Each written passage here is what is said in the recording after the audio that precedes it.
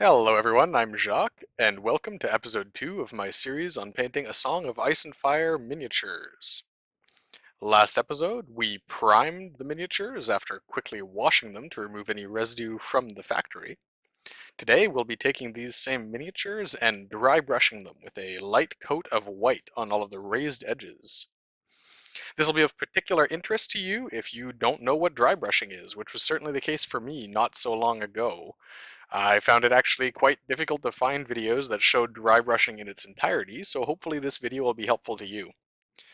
I know from reviewing the footage that the actual dry brushing effect is not very well pronounced in the video. I think that's something to do with the light washing it out or the color balance on my phone camera, so I apologize in advance for that. But hopefully you can see how I'm going about dry brushing, and hopefully some of it comes through, and you can get an idea of what's happening. The process of dry brushing is a very important one that you'll want to learn and get fairly comfortable with early on if you want to start producing decent quality miniatures. We'll be using it again later to highlight details on the miniature, particularly the metal parts. What it effectively consists of is taking a brush charged with a decent amount of paint and then brushed off onto some other surface until it's dry, so that the paint charged up in the recesses of the brush, far up into the bristles, will be dragged off onto raised surfaces, while the tips of the bristles are dry and therefore don't drag any paint into the nooks and crannies. Here we can just get a look at the miniatures from last time, the primer having settled quite well, and I believe I mentioned that it'll shrink a little bit into the recesses. You can see that that has been the case, even on faces or cloaks, or locations where a little bit of paint gathered when I was going back to cover areas that needed a little more coverage. The paint has settled down and gives us a great view of the surface detail. Like I said last time, and like is sort of probably going to be my motto, we got to use what the sculptor gave us. Our thin coat of well-mixed primer, having shrunk into the gaps, will give us exactly that detail to play with. There are, of course, a few other materials that'll be useful throughout the process of painting. The first off is some acrylic paints of a decent quality. These are Vallejo model colors. The one I'll be using the most is this silver paint, as you can see. I'll be using it for the metallic pieces, of course. There are a couple of other Vallejos that I'll be using for areas that I want to get in a more opaque and thick layer, but overall we'll be sticking to ink for most of the actual block coloring. The next material is our airbrush flow improver from Vallejo. I think I displayed this last time, but basically it acts as a bit of a thinner. It gels up over time, which is something you need to be aware of, but I found it to be very good for helping blend colors together and helping the colors I'm applying go on a little thinner. These materials aren't directly relevant to dry brushing, but I'm giving you a bit of an overview of the kind of stuff I have on my desk because I wasn't sure how far I would get today. The next thing we will be grabbing is a little bit obvious. It is the paint brushes, but it's worth discussing them and their shape. Especially when it comes to dry brushing, I have a thick one and a relatively thinner one, both of them with long bristles that are easily charged, and neither of them a particularly good brush. Dry brushing is not going to be good for your brushes, let me tell you. This is what I use as a palette. It is a piece of acrylic that was one part of a Walmart picture frame, as you can see. It was sort of as I'm demonstrating now, two of these next to each other on a small base that held a picture between them. Once broken apart, each of those pieces of acrylic served very well as a palette for acrylic paints. It cleans off very well with just a paint scraper and some paint thinner or water, and so has served me for quite a while now. The next thing, and this might seem a little obvious to you, but it is a reference material. Since the Song of Ice and Fire Miniatures game came with its own art book, that's what I'll be using here to give me some inspiration as to how the characters are meant to be painted. Some of them may not be obvious in the colors they would use, and hopefully an art book can help. When you're painting miniatures that don't have an art book associated with them, you'll probably want to just hit Google. If they're characters that are from a television show or something, you'll easily find pictures, and if they're not, find something similar. Finally, we have the colors. This is a Dr. P.H. Martin's ink set from Michael's, the art store in Canada. Acquired at 50% off, which made them an affordable price. I found them reasonably expensive for the full set, but As I've said before, this store regularly offers coupons, and if you have an art store nearby that does so as well, make sure to take advantage of that. This wheel of colors covers all the primaries and a number of secondary colors, so it gives me everything I need to blend together as necessary, or, more often, just use raw. For today though, we won't be using those colors, we'll be going ahead with just the dry brushing on the miniatures. Taking a look at Miss Mormont here, we can see how the dry brushing will help us.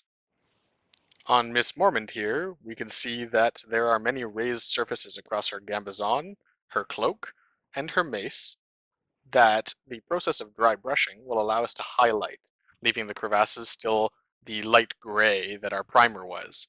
It's not much definition, and I've certainly seen people do it on top of a black or darker gray primer in order to get more of an effect. I would certainly say that that may be effective, but I can't say I've tried it myself. The paint I'll be using for that is a very cheap Artist's Loft white acrylic. Artist's Loft is the discount brand at Michael's, the art store that I use, and so will serve nicely for this. Placing my acrylic palette in front of myself, I'm just going to apply a dollop of this white paint to the palette, and that's all we'll need for today. The last thing you want to line up off to the side is just a paper towel or a Kleenex or a rag if you're particularly environmentally conscious. This will be used to wipe off the brush itself as you go along. Drawing the paint off of the bristles of the brush is essential to dry brushing so that the tips of those bristles aren't applying paint in the deep recesses that we're trying to preserve. So the first one I'll be painting here is Brienne of Tarth. You can see that her cloak and her armor have fairly pronounced edges, which we're going to want to pick out as we brush here. The trick is to try and make it seem like it's illuminated from the top. This can be done with an airbrush by lightly dusting the miniature from the top with watered down white paint, which I haven't done yet, but I have heard recommended. Or you can do it with a brush. In this case, I'll be using this wide pointed brush to get a better effect on those hard edges. I hope to try highlighting with an airbrush soon enough, probably with my next set of miniatures, but for this one I wanted to show dry brushing with a brush, because it's the most basic and most accessible to everyone. So what we're going to do is we're going to tap the brush into the paint fairly aggressively. This is why I said to not use a good brush, to make sure that the paint has been charged all the way up the bristles to at least halfway their length. It's that deep paint that we'll be using for this, so make sure it's well charged. After that, simply drag the brush across your cloth or whatever to draw off the paint from the edges of the bristles, and then drag the brush down across the surfaces you're trying to dry brush. During this process, we'll want to keep in mind where the light is meant to be coming from, as in any artistic pursuit. By dragging the brush downwards across the surfaces that we are dry brushing, we'll make sure that the most of the white highlight gathers on the top surface. This simulates a fairly simple lighting from above. Assuming we're having our miniatures fight during the day or night with the moon or sun high in the sky, that's appropriate enough for me. The effect we're going to be getting here is a simple one, and a fairly subtle one, but what it will hopefully do is help highlight those raised edges even further once we start applying inks later on. The inks being liquid, they'll naturally flow away from the raised surfaces and pool in the cracks and crevasses that we've left ourselves. However, those raised surfaces can still use a little bit of help popping through, especially from paints or inks with a very high pigmentation that are still going to dye the elevated areas.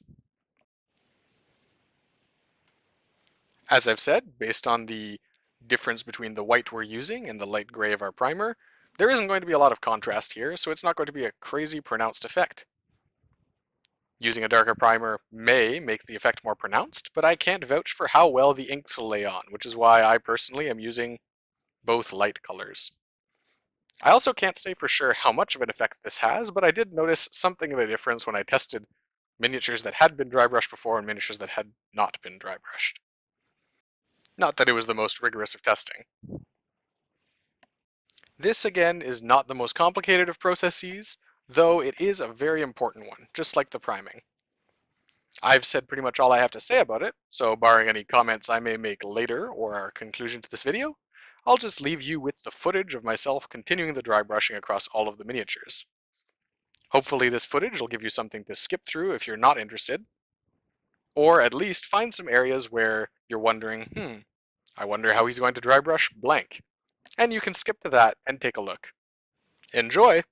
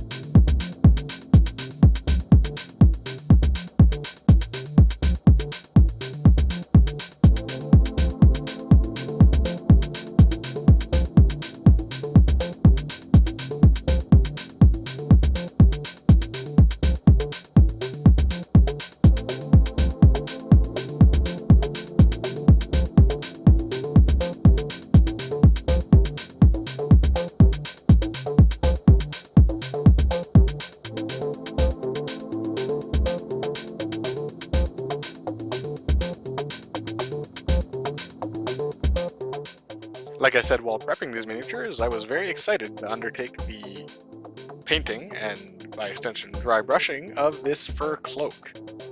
The texture on it is very well pronounced, and so the white paint is really picking out the surfaces. I don't know how well it shows in the video here, to you on your computer at home, but hopefully you can see the effect it's having.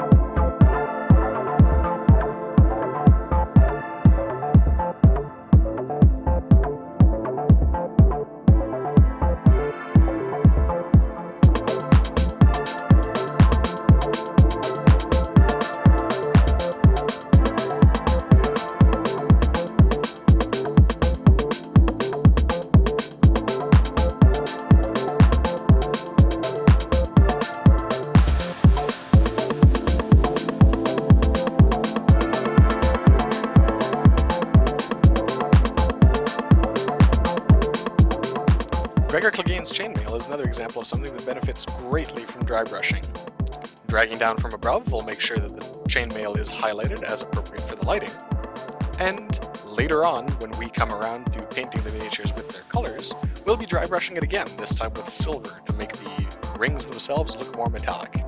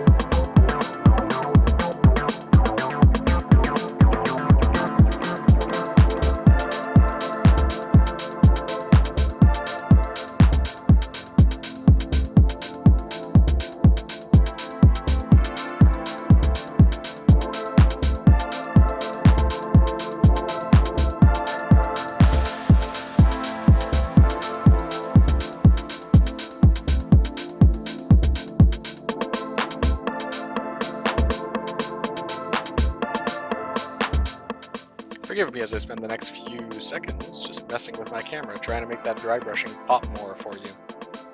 If any of it works, let me know, but as far as I can tell, we didn't get much out of it. Hopefully the glory photos at the end will help show it a little bit. As well, if you follow me on Instagram, you'll see all of the photos posted the day of for each sitting of painting I do. Hopefully that'll help you follow along and, just like it does me, give you an idea of just how long in real time it takes to do this painting.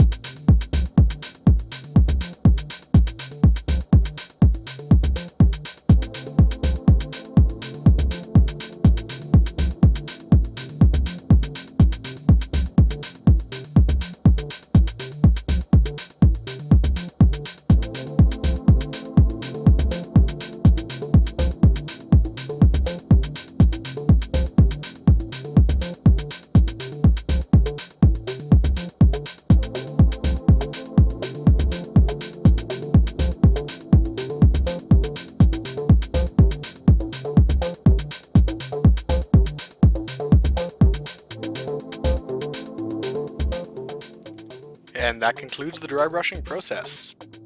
As you can see, it's fairly simple, a little bit repetitive, but it takes almost no time at all. And especially as we get later on with the colors, you'll be finding that it makes an immense difference to be a fairly good dry brusher. This process is just for a small amount of increased detail, but later on when you're doing it with color, you're going to want to be doing it right. So at the very least, doing this also gives you some practice with dry brushing itself. Taking a look at all of these guys, hopefully you can see some of the actual dry brushing that took place.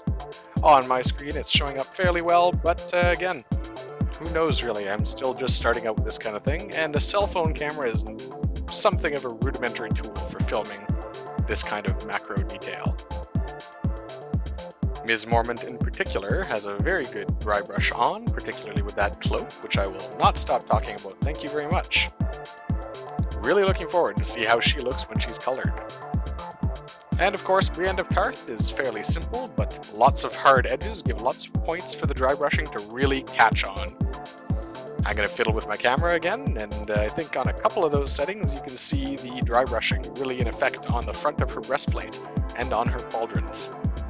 Her skirts as well show a little bit of dry brushing, and it's an area where I worked a little bit harder to dry brush the same area a couple times and blend the white down into the gray. I think that'll do a lot to make it look smooth. Now, as we go to the glory shots of the miniatures, I'd like to thank you very much for watching. I hope you managed to get something out of this video, or at the very least, like listening to the music in the background. I'm stepping up my techniques.